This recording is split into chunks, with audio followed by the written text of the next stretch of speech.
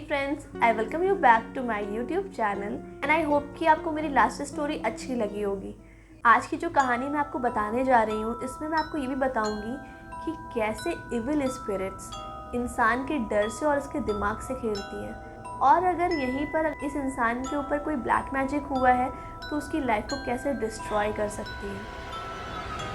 तो ये कहानी दिल्ली में रहने वाले संदीप नाम के लड़के की है, जिसकी उम्र 27 साल थी। संदीप के फादर एक बहुत बड़े कपड़ों के व्यापारी थे। उसकी फैमिली में उसके मम्मी पापा और उसकी दादी रहते थे। वैसे तो संदीप के 2 चाचा भी थे, पर वो घर से थोड़ा दूर अलग घर पे रहते थे। वो फाइनेंशियली उतने स्ट्रांग नहीं थे, बट स्टिल ये सारे फाइनेंशियल डिफरेंसेस के बाद भी उनकी फैमिली में बहुत अच्छा बॉन्ड था।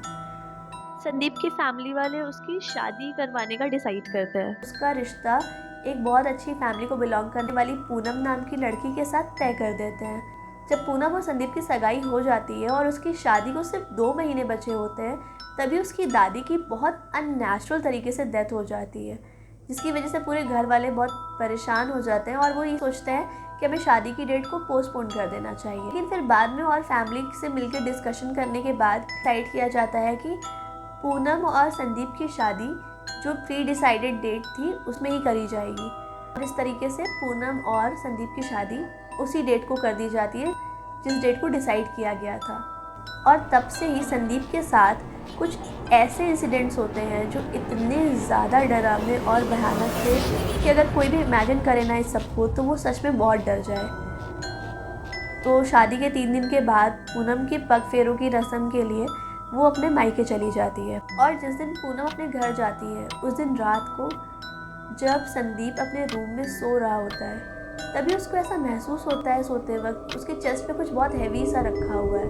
उसे ऐसा लगता है कि उसके चेस्ट पे बहुत ज़्यादा हैवीनेस है और इस वजह से उसकी नींद टूट जाती है। जब उसकी आँख खुलती है ना, तो सिर्फ रूम में अंधेरा होता है। रूम में इतना अंधेरा था कि उसे कुछ भी दिखाई नहीं दे रहा था। उसे वो हैवीनेस फील हो रही थी, इस वजह से ना वो अपने चेस्ट पे हाथ रखने की कोशिश करता है, पर वो जैसे अपने चेस्ट पे हाथ रखता है उसे ये फील होता है कि वहाँ पे उसका चेस्ट है ही नहीं। मतलब उसका हाथ ना उसकी बॉडी से आर पार हो जाता है। इवन वो जब जब अपनी बॉडी को टच करने की कोशिश कर रहा होता है, उसे हर बार ये फील होता है कि उस बॉडी से ना उसके हाथ आर पार हो जा रहे थे। इवन वो अपने एक हाथ से दूसरे हाथ को भी टच नहीं कर पा रहा था। और वो अगर कुछ बोलने की कोशिश कर रहा था तो उसके मुँह से आवाज़ बाहर आ ही नहीं पा रही थी। और तभी ना उसके अपनी बॉडी में एक ज़ोर का झटका महसूस होता है, जिसकी वजह से ना वो अचानक से उठ के बैठ जाता है और वो घबराकर अपने बेड के साइड वाले लैम्प को ऑन करने की कोशिश करता है। और वो जैसे उस लैम्प को ऑन करता है, वो जो देखता है ना, वो देख के उसके होश उड़ जाते हैं। वो ये देखता है कि उसके रूम के एक कॉर्नर में उसकी दादी खड़ी होकर उसे बस घूरे जा रही है। और ये सब देख के वो इतना डर जाता है कि वो ज़ोर ज़ोर से चीखने लगता है। और उसकी चीख सुन के उसके पेरेंट्स उसके रूम में आते हैं, तो उनको ये सारी बातें बताता है। उसके पेरेंट्स को लगता है कि शायद उसने कोई बुरा सपना देखा होगा जिसकी वजह से ये इतना डर रहा है। जैसे वो घर के नौकर को बोलते हैं कि वो उस रात संदीप के साथ ही इस रूम में रुक जाए। और अगले दिन जब सुबह होती है तो संदीप ना उस चीज़ को भूल नहीं पा रहा होता है। इवन वो रात को भी सही से नहीं सोया होता है और सुबह उठते ही ना वो बार बार उसी इंसिडेंट को याद कर रहा होता है। वो बार बार ये सोच रहा होता है कि उसने जो कल रात को देखा, क्या वो सच था या फिर सिर्फ उसका वहम था। और फिर वो नाश्ता करके अपनी शॉप पे चला जाता है। जैसा कि मैंने आपको पहले ही बताया कि उसके फादर का बहुत बड़ा कपड़ों का बिजनेस था, और अपने शॉप पर जाकर भी ना बार बार उसी इंसिडेंट को याद कर रहा था जो उसके साथ पिछली रात को हुआ था। वो उस बारे में सोचना बंद ही नहीं कर पा रहा था। और तभी क्या होता है कि उसकी शॉप पर एक कस्टमर आती है जो कि एक ओल्ड लेडी होती है, और वो कुछ सामान लेने आई होती है। और जब संदीप उस ओल्ड लेडी को देखता है ना, तो उसे बार बार उसमें अपनी दादी का चेहरा दिखाई दे रहा होता है। उसे बार बार लगता है कि ये शायद उसकी दादी ही है, और जिसे देखकर वो काफ़ी डरने लगता है, पर वो स्टिल अपने आप को कंट्रोल करता है। वो अपने डर को काबू करने की कोशिश करता है और वो उस ओल्ड लेडी से नज़रें भी नहीं मिला रहा था। और तभी दोबारा जब वो उस ओल्ड लेडी को देखता है, तो उससे ऐसा लगता है कि वो ओल्ड लेडी ना बहुत ज़ोर ज़ोर से हंस रही है। उसे वो हंसते हुए दिखाई देती है, और हंसते हंसते ना उसके मुंह से बहुत सारा ब्लड निकल रहा है। तो जैसा कि मैंने आपको पहले ही बताया कि संदीप की दादी जी की जो डेथ थी वो बहुत अननेचुरल थी, ये बिल्कुल वैसा ही था, क्योंकि उस समय जब उसकी दादी की डेथ हुई थी तो उनके मुंह से भी बहुत सारा ब्लड निकल रहा था। और अब ये सब देख के ना संदीप अपने आप को बिल्कुल कंट्रोल नहीं कर पाता है। और वो बगैर कुछ सोचे समझे बस शॉप से निकल के भागने लगता है। और ये सब देखकर उस शॉप पे जो कस्टमर और जो एम्प्लॉयज़ होते हैं वो कुछ समझ ही नहीं पाते। अब संदीप यहाँ घर आ जाता है और घर आकर भी अब वो और ज़्यादा पहले से डरा होता है। एक तो पहले से वो पिछली रात के इंसिडेंट को लेके बहुत डरा हुआ था और अब ये जो उसके साथ होता है ना, ये उसको और ज़्यादा डरा देता है। और पहले तो उसकी फैमिली वालों को लगता है कि उसे शायद कोई मेंटल इलनेस हो गई है, जिसकी वजह से वो उसको कई अच्छे डॉक्टर से कंसल्ट करवाते हैं और बहुत सारी दवाइयाँ लेने के बाद भी उसकी कंडीशन और वर्स्ट होती जा रही थी। अब उसके मन में एक और डर बैठ जाता है। उसको ये महसूस होता है कि हमेशा उसके आसपास कोई ना कोई रहता है जो उसे देखता है, जो उसे घूरता है। उसको बार बार ऐसा महसूस होता है कोई एक बहुत बड़ी काली परछाई है जो उसके अगल बगल ही हमेशा रहती है। और वो कई बार डर के मारे अपना सर इधर उधर घुमाता भी था देखने के लिए। इवन वो रात में सोता ही नहीं था, वो पूरी रात जाग के काटता था, क्योंकि उसको रात में भी ऐसा लगता था कि वही काला साया उसके बेड के आगे पीछे मंडरा रहा हो। और इस वजह से ना उसका रात में सोना भी खत्म हो चुका था, वो रात में सोता भी नहीं था।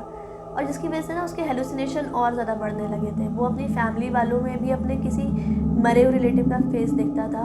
अब जब उसकी वाइफ भी घर वापस आ गई थी, वो उससे भी देख के बहुत डरता था, वो उसे पहचान ही नहीं पाता था। और ये सब देख के उसके पेरेंट्स बहुत ज़्यादा परेशान हो गए। फिर उन्होंने एक बहुत जाने माने पंडित से कंसल्ट किया, ये सारी बातें बताई।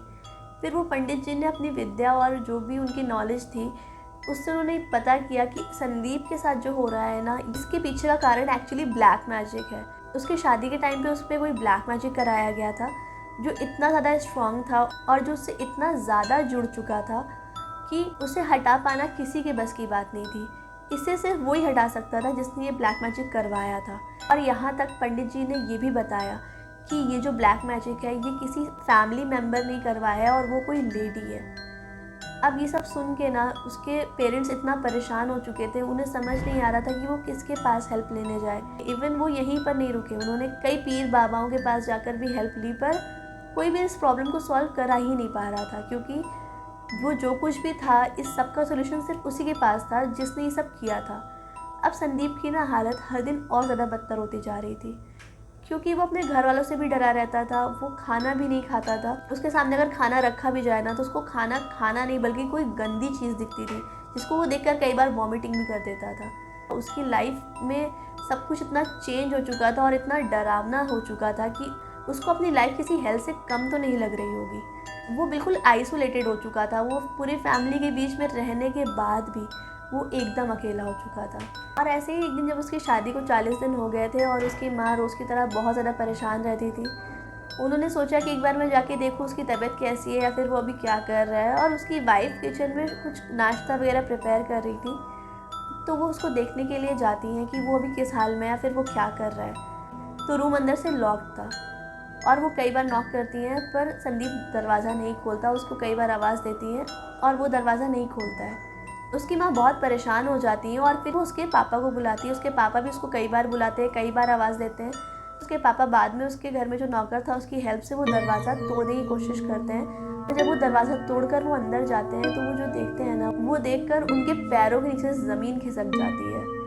संदीप की बॉडी पंखे से झूल गई होती है और उसकी आंखों में उस वक्त भी इतना डर था जैसे लग रहा हो कि वो मरते समय भी उसने कुछ ऐसा देखा था जिसको देख के वो बहुत डर चुका था। संदीप की माँ तो वहीं बेहोश हो जाती है। उसकी पूरी फैमिली इतने सदमे में चली जाती है, उन्हें समझ में नहीं आ रहा होता है कि ये सब जो कुछ भी हुआ क्या ये कोई सपना था, क्योंकि ये सच में किसी नाइटमेयर से कम नहीं था। उस दिन से 40 दिन पहले संदीप की शादी हुई थी, घर में खुशहाली का माहौल था, सब कुछ बहुत अच्छा था।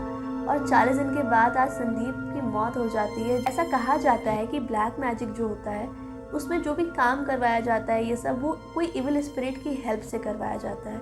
यानी यहाँ पर ये जितने भी वो उसे हेलुसिनेशन हो रहे थे, वो जो कुछ भी फील कर रहा था, देख रहा था, वो एक्चुअली कोई इविल स्पिरिट उससे करवा रही थी। किसी इविल स्पिरिट की हेल्प से उसे परेशान किया जा रहा था, उसे धीरे धीरे मारा जा रहा था। तो ये एक इनडायरेक्ट वे था उसको मारने का, उसकी जान लेने का। उसकी फैमिली वालों का तो ये भी मानना था कि वो इतने बड़े घर का, इतने बड़े बिजनेस का एक अकेला और एक लौता वारिस था, और क्योंकि उसकी शादी हो चुकी थी तो कोई ना कोई जो उसका बच्चा होता वो भी उसका वारिस बनता उस इसके पूरे फैमिली बिजनेस का। तो इस वजह से भी ये सोचा गया कि इसे मार दिया जाए। ताकि उसके ना रहने पर प्रॉपर्टी औरों के साथ शेयर की जाए। ऐसा कहा भी जाता है कि शादी के टाइम पे जब दूल्हा दुल्हन को बहुत ज़्यादा केयरफुली रहना चाहिए, क्योंकि वो इतने ज़्यादा वल्नरेबल होते हैं कि उनके ऊपर ये सारी चीज़ों का बहुत जल्दी असर होता है। तो ब्लैक मैजिक क्या सच में इतना डेंजरस हो सकता है कि किसी को खुद की जान लेने पे मजबूर कर दे?